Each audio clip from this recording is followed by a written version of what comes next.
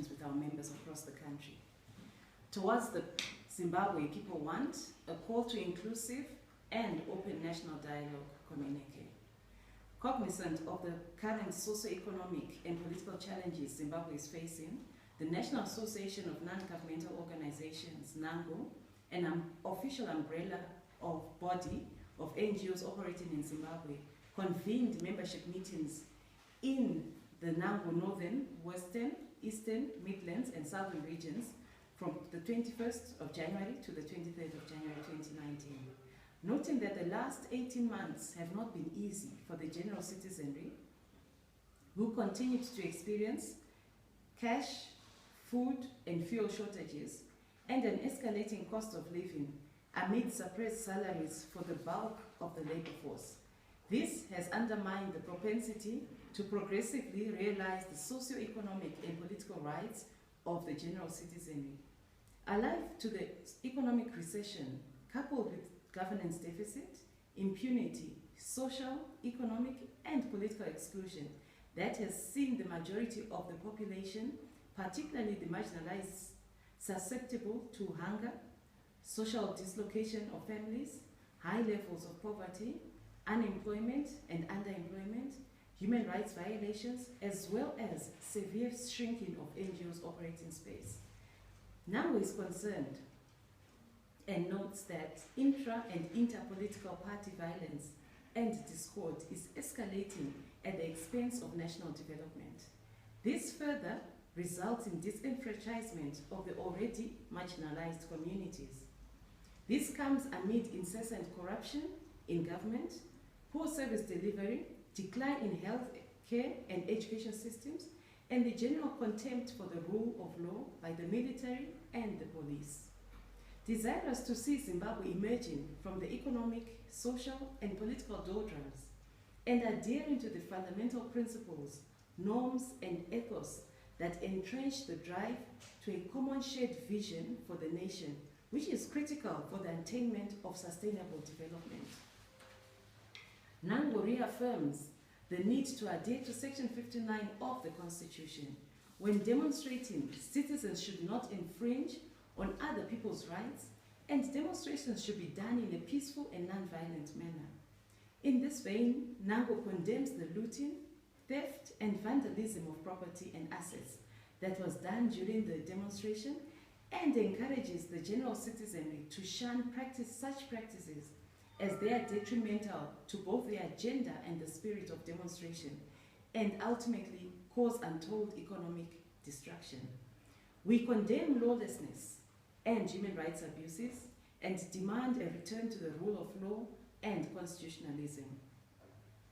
We further condemn all forms of overt and covert violence perpetrated by the state on citizens and by citizens on other citizens, and demand all community and political leaders to foster peace and inculcate a culture of tolerance.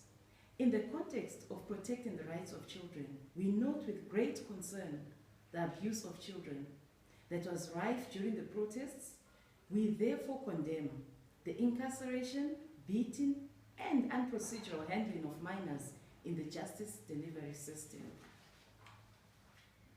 We are still concerned with the continued presence of soldiers within communities and demand that soldiers immediately go back to the barracks and police play their role of protecting and serving citizens. In the same vein, we condemn the law enforcement agents that exude a semblance of being political.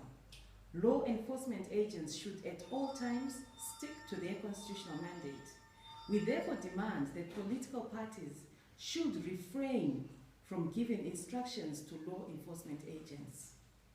We deplore the use of live ammunition on civilians, as the right to life is enshrined in the national constitution, regional and national instruments. We strongly condemn wanton attacks and abductions of civilians and demand an end to abuses and that security of the citizens is guaranteed.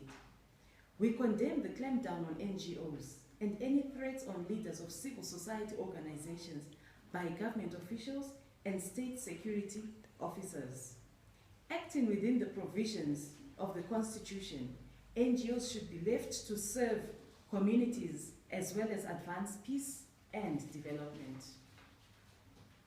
We note with concern the unwarranted internet shutdown that was experienced across the country and urge the government that this should not be repeated in the future, as it constitutes a gross violation of human rights. Citizens should at all times enjoy their freedom to access information. In pursuit of a Zimbabwe that people want, which is characterized by rapid and sustainable economic, social, and political development, underpinned by the rule of law, constitutionalism, and unity, NANGO proffers the following recommendations for consideration. 1. A call to candid, inclusive, and open national dialogue. The mammoth task ahead of Zimbabwe on the social, economic, and political sphere demands more structured, multi-stakeholder collaborations and partnerships between government, business, non-state actors, and citizens on actions and activities which are crucial in addressing challenges bedeviling the country.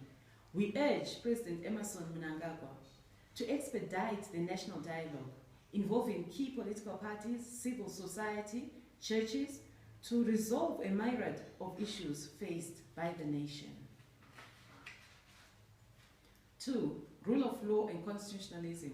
We implore the government to investigate murders, assault, torture, and other human rights abuses that were reported and bring all perpetrators to justice.